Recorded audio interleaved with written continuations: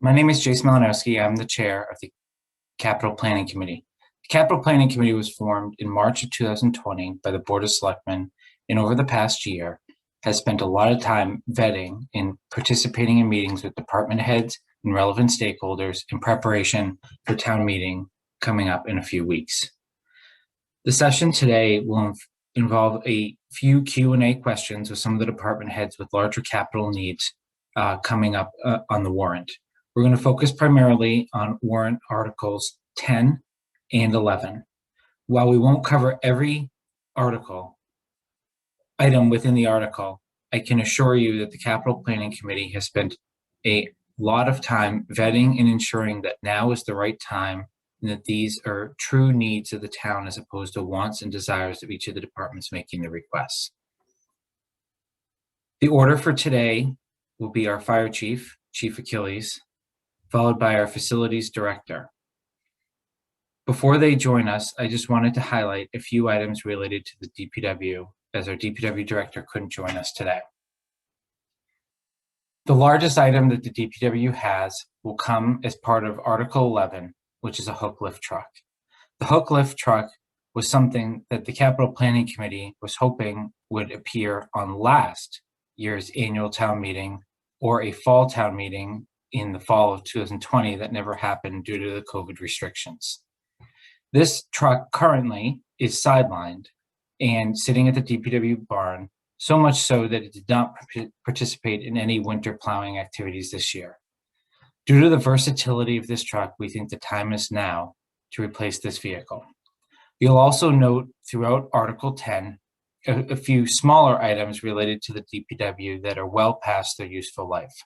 These relate to a chipper and an equipment trailer, as well as the annual road maintenance fund. As for the road maintenance fund, the Capital Planning Committee, in conjunction with the Board of Selectmen and the Advisory Committee, continue to work with the DPW superintendent to make sure that this item is properly right-sized and that we are taking advantage of all local and federal grant funding that may become available, coupled with Chapter 90 funding to make sure that we are prioritizing the right roadways and soon sidewalks. Sidewalks were a topic of much discussion this year given the increased use by members of the town. We anticipate that the sidewalks will come up, we will have a comprehensive plan to present to a future town meeting to not only rehab existing sidewalks, but add additional sidewalks to certain areas of the town. As with all projects, the Capital Planning Committee welcomes your feedback now and into the future as we continue to vet these in our open public meetings.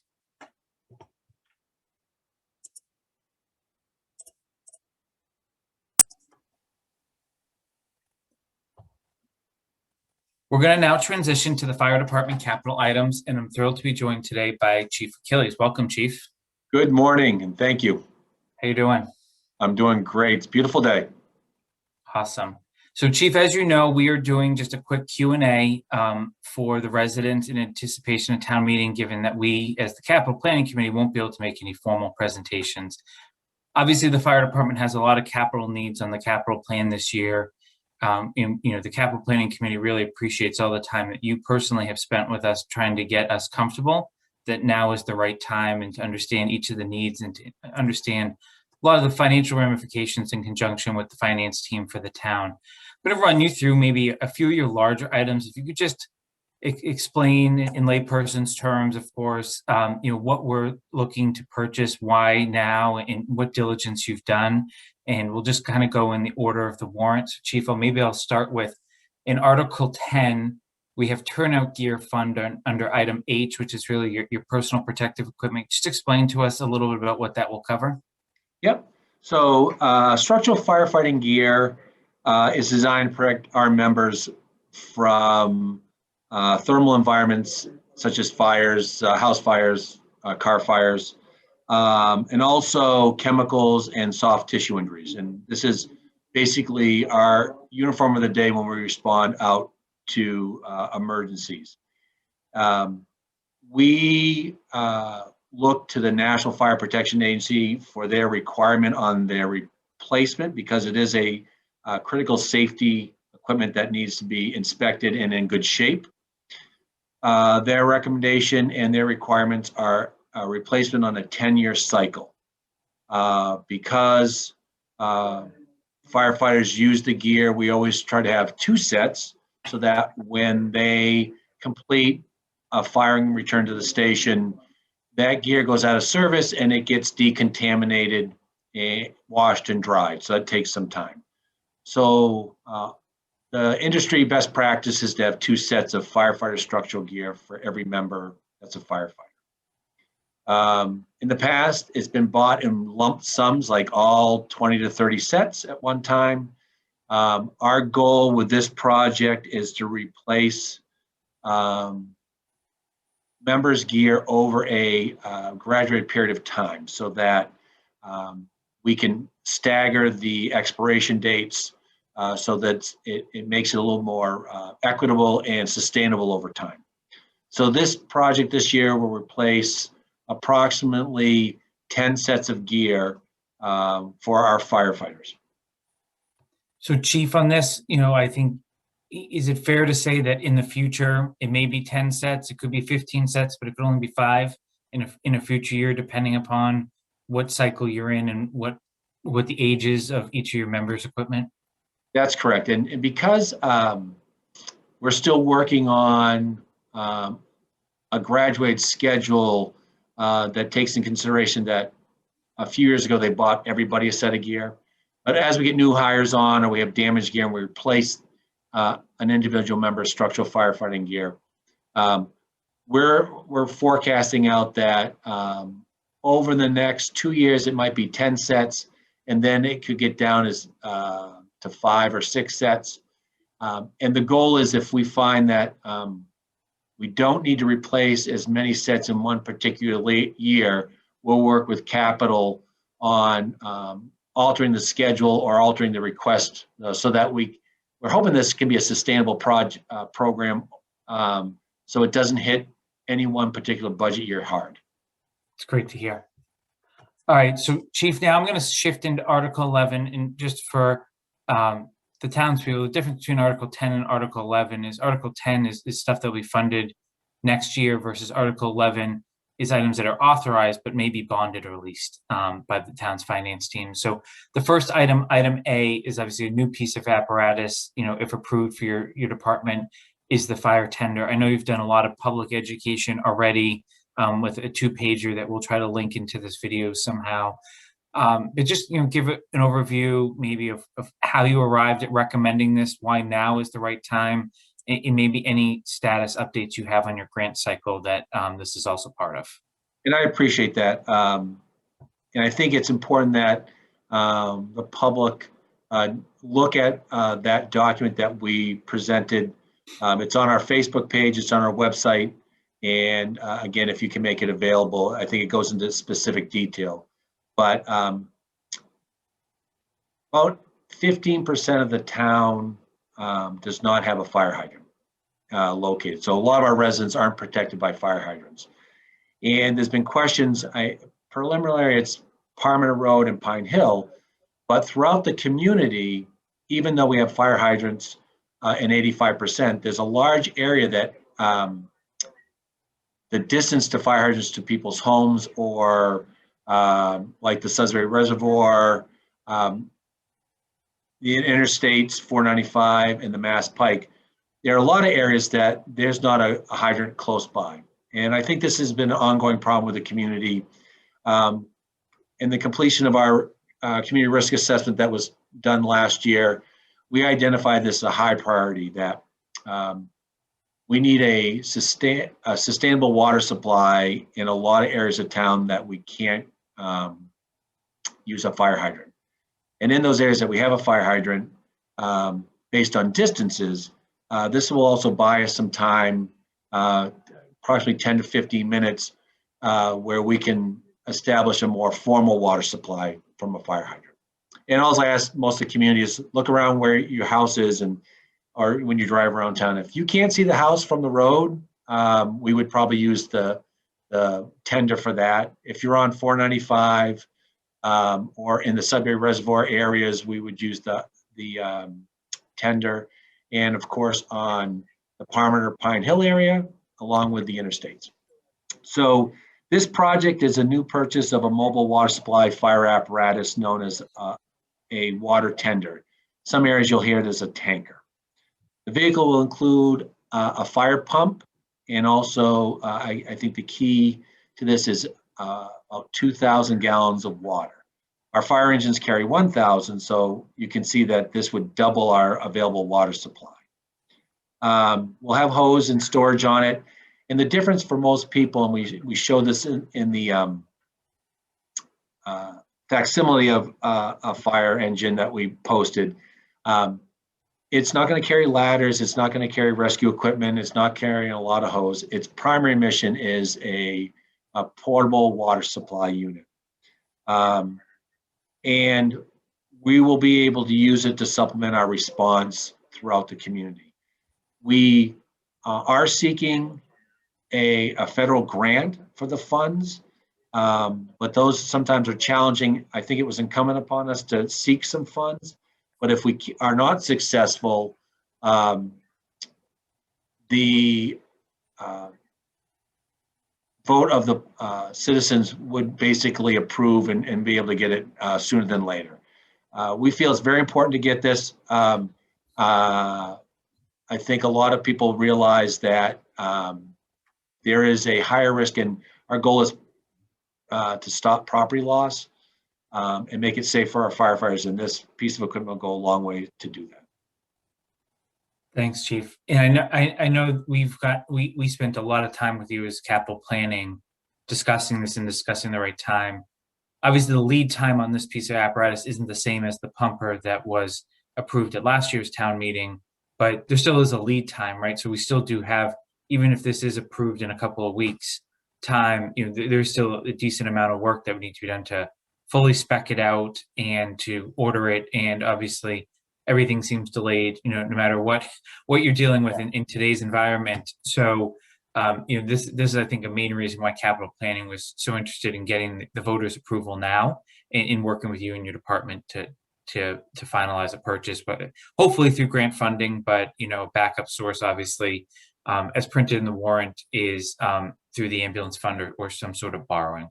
I think the other thing that just maybe point out, just one of the things we looked at as a key factor was this asset would typically last longer than a pumper because it's not going to see the same sort of hours in use that your pumpers are seeing, right, as your frontline pieces of apparatus. So, we're optimistic that the useful life will be even longer than what we're seeing of our pumper assets currently. That's correct, and that's why it's imperative that we our specifications get a quality vehicle.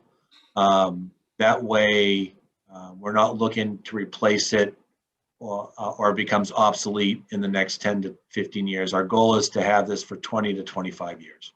Great. Maybe shift into item B on your list under Article 11, which is an ambulance. Obviously, for the townspeople, you have 2 ambulances. This would be to replace one of them. Just tell us about the ambulance you're replacing and why now is the time, and maybe some of the lead times that you faced when speccing this one out in particular. So you're correct that the department maintains 2 ambulances. One is staffed and one is in reserve, and that's important. We need to have a reliable inventory of apparatus specifically for the ambulance. So the ambulance, this is a project, is a scheduled replacement of a 2014 ambulance. Our replacement plan is based on industry best practices between 7 and 8 years. So this lines exactly right up to that posted schedule. The project will purchase a very similar ambulance to what we have now. It serves as one of the primary ambulances for our fleet. The ambulances are the busiest pieces of apparatus along with our primary engine out of our whole fleet. So we want to have a reliable, appropriately designed ambulance. The lead time is a little less than fire trucks. It could be anywhere from 6 to 9 months before we see it, and after we spec it out and award the project to a vendor. I think it's, for most of the public, you realize that the ambulances are generate revenue. We do bill for ambulance services, and this is a really good use of the ambulance fund to make sure we have not only the vehicles, but the equipment for it. So this project will make sure that we have the appropriate equipment also on the ambulance. That's great. And I think one of the things, just to educate the voters, is you'll see a lot in this warrant that may look different for any veterans at town meeting, of first year amounts. We've changed our strategy in conjunction with the Board of Selectmen and the town's finance team to explore a concept of leasing some of these assets this year to spread the payments over basically over a term not to exceed the useful life of some of these assets, just to ease the burden to the town, but also with a longer term view in play of smoothing some of these expenses instead of having big one-time items in certain years. It certainly doesn't lead to much blending. So that's what you see, both in the tender and the ambulance now. Some of these first year amounts that are listed in the actual warrant itself. Chief, I think it's really important to also note that our committee spends a lot of time with your ambulance billing in particular, in terms of what your team does to collect data, but also, collect appropriately for the services, which are obviously used by residents, but there's also a lot of non-residents that use your services as well. And I just wanted to point out that, since your arrival a couple of years ago, the billing rates have increased, right? And we've been able to collect more, especially from private insurers, which has definitely stabilized the ambulance fund to allow for, on-time replacements of items like the ambulance and the equipment in it. So, and it also has balanced out, I'll call it uneven workload to your crews during COVID too, right? When people weren't out and about versus now out and about again. So I think it's just an important revenue source that, not all town departments have, of course, but it is, going back into funding your operations as opposed to coming from another source. And Chief, maybe rounded out, the third vehicle you have here is a chief/command vehicle. We've obviously spent a lot of time with you. This was actually slated for last year's town meeting. And obviously when we didn't know what we didn't know at the time about COVID and budgetary constraints, et cetera, this was pulled. We thought we were going to reconsider it in the fall, but we didn't. So maybe just outline what you plan to do with this, why it's important to have, another command vehicle in your fleet. And then maybe I'll go into what's going to happen downstream with kind of some of the replacements, that the vehicles that this would be replacing. So part of our inventory of apparatus and vehicles is we have 2 support vehicles. One is assigned to the fire chief and one is used by the fire prevention officer. So I think most of the public will know that the fire chief has an assigned vehicle. It's used both on and off because there's an expectation that the fire chief not only respond or use the vehicle for business, but also as an emergency vehicle. So that's why you'll see that for us, unlike maybe some other vehicles in the fleet in the town, this is upgraded so that it also has the capabilities to have, of course, all the emergency lights and radios on it, but also the ability to be a mobile workstation control area to be used at the scenes of fires or large-scale emergencies. But also, like even today, if our duty crew needs some support, I will respond. I am a paramedic and a firefighter, so I would also respond to supplement the crew. So the vehicle is the scheduled replacement of a 2013 Ford Explorer. It's part of our rolling stock inventory. As I mentioned before, it's used for business. It's also used for emergency response and as a mobile incident command post. And our goal is to upgrade from the Explorer type size to what we have in our other inventories, an Expedition. So we're looking at that size vehicle. I think we've secured, even though it's been very challenging to get new vehicles this year, a Tahoe, which is of similar size and workspace that we'll need. It's important that it's as Kosasco in all weather conditions, and it will be four-wheel drive, and that's why we looked at the full-size type vehicle. You mentioned that it was slated for last year, so it's even becoming more challenging. I think this is imperative that we look to do this year. I think for also the public, the fire chief is required to live within 15 miles of the community. I'm fortunate my wife and I were able to move in the community. So again, I think it's important that I am available after hours to respond to emergencies. This vehicle will allow us to do that. That's great. I think, Chief, I think a lot of people that follow the news obviously are aware of the supply shortages with any type of vehicle, but I think especially SUVs is what we've seen. And delaying this another year just will push us that much further back. And I think we obviously would see much higher prices. So I do think it's really worth reinforcing, your point of if this is approved at town meeting, the town has the ability to secure a vehicle at kind of last year's pricing, is what I would say from a model year perspective, which I think we're very fortunate if that's the path the town meeting voters go, because otherwise I think we'd be looking at a much higher number to solve your operational need. But I think here it's striking the right balance between your operational need and being financially responsible. So I think I'll just point out that if this does pass at town meeting, obviously it would free up the current Explorer that is used by your fire prevention officer. And the capital planning committee has worked with the town administrator and others to basically reallocate that to the facilities director.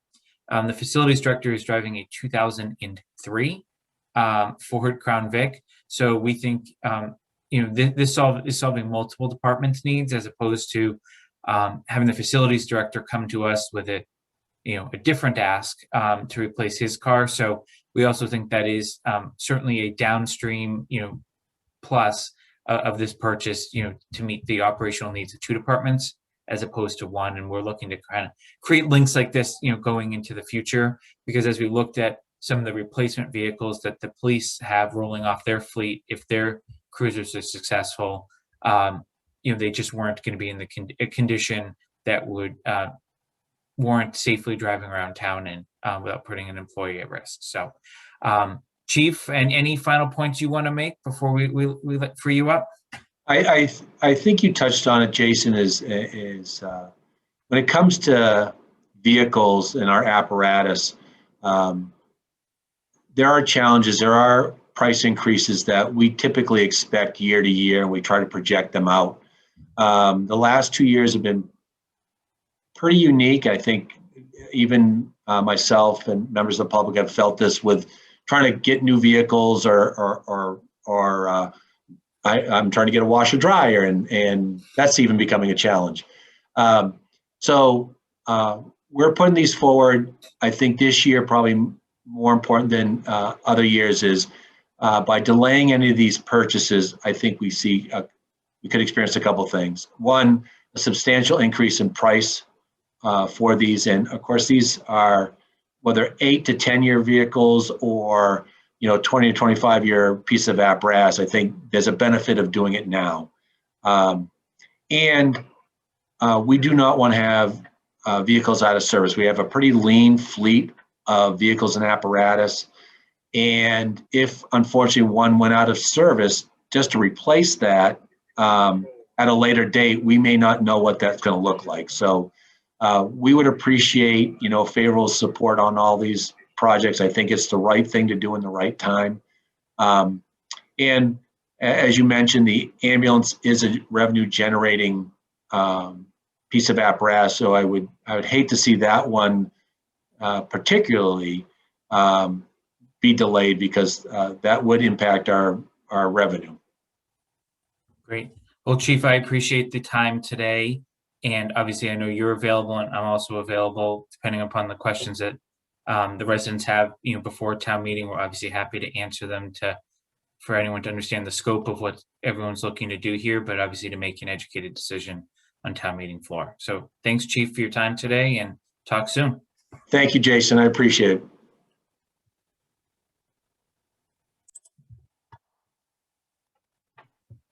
All right. Now with us is John Parent, our facilities director. As is typical, facilities tends to have capital projects each year for one or more town buildings. As we looked at this year, we're going to start in Article 10 and focus on the library and townhouse projects, which are A and B in your warrant article. So John, welcome first and foremost, and thanks for taking the time to educate the voters in advance of town meeting. Can you maybe just give a quick run through of the library project? It's labeled in the warrant: interior renovations, floor coverings, and painting. Yeah, basically the library on the first floor, which we consider the upstairs level, it has had the same carpeting and paint since the early 1980s. Needless to say, that building gets a lot of high traffic use and a lot of wear and tear. And it is overdue for the project that we are recommending be funded through town meeting. Basically, we were replacing the carpeting, updating the painting upstairs, and any related products that go along with it to basically renovate the upper level to make it more user-friendly for the patrons. Excellent. And maybe shifting a little bit to the townhouse, really focusing on the interior portion. We'll spend a little bit of time on the exterior in a second. You just walk us through the bathroom project, what you're anticipating there, and maybe I'll layer on some of capital planning's thoughts of 1 versus 2 bathrooms. Sure. Right now, we are mainly focusing on the first floor men's room. That men's room was updated last in 1978. Needless to say, it gets a lot of traffic and a lot of use, being the town hall. At this point, we have a lot of tiles starting to pop in the floor. We've got some crackage. Dividers are in desperate need of repair. Lighting should be upgraded.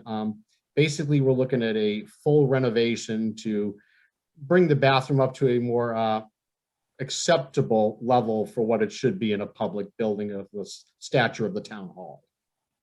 No, that's great. And I think just one thing I'll add on, because obviously this was more capital planning's vote than what you brought forward, in terms of, obviously you brought forward both bathrooms. And I think in an ideal world, everyone would love to just get both bathrooms done this year, but we're trying to thread a needle, right, of being fiscally responsible, and also given the tremendous skill of your crews that would actually be doing the work, really question whether you would have the bandwidth, right, to do both bathrooms in the same year, given everything else you're responsible for maintaining in town. So, what I wanted the voters to be aware of, if this passes this year, the intent would be we would bring forward the same article next year to do the second bathroom for probably a very similar cost. The one benefit of it, obviously, is we may learn that the cost is less, and we may be able to start, some of the work in advance. But we'll also have better estimates of pricing. Obviously, a lot of people haven't had the opportunity to be down to the senior center, but we did a very similar project like this last year to add a bathroom, and I haven't heard anyone that's been in that building have anything but rave reviews on the work of John, of your team, both in terms of the craftsmanship, but also the quality of the products, and also would point out, tremendously under budget as well in terms of what was allocated for that project. So obviously, we all appreciate that, and we don't know that you're going to be able to achieve the same savings given the cost of materials, these days, but really just want people to think about that as they vote on this particular item. I'm not going to touch on your facilities maintenance fund, John, but I think it's just important everyone realize that that's still there, and that's how the town maintains buildings, but doesn't designate a specific building, to allow you some judgment with the town administrator to deploy resources as needed based on things happening, just like happens to all of our own individual houses during any one given year. But we really want to focus the rest of our time is on Article 20. It's actually a CPA article. It relates to the townhouse historical preservation is the title on the warrant. Obviously, you've spent a lot of time not only with the CPC that vetted this project, but also with capital planning in advance. Can you maybe just walk through the scope of what this project encumbers? Why we're doing it all at once, why we're not phasing anything, and maybe I can walk through some of the economics on the back end. Yeah, this is actually a very exciting project. The townhouse renovation project basically is going to be an entire facelift of the exterior of the building, and repairs were greatly needed. The last time the exterior of the townhouse was truly given any attention to was again in 1978, about the same time the interior bathroom was. What this project will include is the replacement of the roofing surface, which we are really quickly approaching the end of life cycle on that particular product. Repair and replacement of trim work were necessary. Masonry repairs throughout the building. If you've looked at the town hall, you'll note that over the decades, people have done what I like to consider Mickey Mouse masonry. They didn't even bother to match the mortar join, so you have stuff that really sticks out like a sore thumb and is just very unattractive. The sandstone has been breaking down with time, and this project will address some of that and repair the sandstone. The copper gutters are in rough shape at this point. This will address that. The front doors are unfortunately horrendous. The main facade of the building has doors that are in horrible shape. They are the type of door that should have been sealed probably every year or two, and they weren't done for decades. So they've gone past the point of no return. So they need to be replaced. And one of the biggest issues we're going to address is the replacement of the window sashes. Back in 1978, when energy, savings were all coming into play, everyone thought, well, great, we can just put in an HVAC system and seal our windows shut. That does work in buildings that are truly designed to work that way. But in an older building, you really want your airflow. You want to make it so you don't have to run your HVAC systems all day long and 7 days a week, 365 days a year if you don't have to. And that's one of our goals here. By replacing the window sashes and keeping the historic moldings around the windows, we're going to preserve the appearance of the windows. They're going to basically take the old sashes and reproduce them so they look identical. And we will now have functioning windows that will allow us to, on what we like to call the shoulder days, use fresh air from the outside rather than running electronic equipment to keep pumping air through the building. This will also help us as we move forward in the next few years, where we want to upgrade the HVAC system that again is decades old with a new energy efficient one. By doing this, it's going to help us properly design and scope out that next system. So needless to say, for what is notably the most important building in the town's inventory, being the seat of government, this project is necessary, and it's a good project. It's a good project that people are going to look at for decades to come and say, wow, I'm really glad we did that. We took the town hall, we made it look the way it should look again. Thanks, John. I think that's a great explanation. And anyone that wants to kind of see the lead up, since last summer on this project, one of the things capital planning focused on was the phasing. So when we inherited the capital plan, there was a bunch of different projects, one being the windows that John touched on at the end there, that really had been on the plan for a long time and just was easiest to kind of continue to boot down the road. But we also looked at some of the masonry repairs that John referenced, and roofing, et cetera, that were coming up. And we really want to be putting scaffolding up once, not 4 times. And we've worked with a architect here that is historic preservationist. And what we've tried to do is mend multiple aspects of what we anticipate the voters are looking for, based on feedback that we've received. So even people that haven't always tended to want to preserve buildings have said that this is the one building that you would want to preserve. Given John's comment about the seat of government, it's obviously an image that appears on most images of the town of Southborough revolve around some sort of picture of that building, in the ultimate, kind of center of our community. So we think that this is the most financially responsible way to move forward. We obviously, one of the recent questions we've gotten is, well, with the booming construction costs, is this still the right number?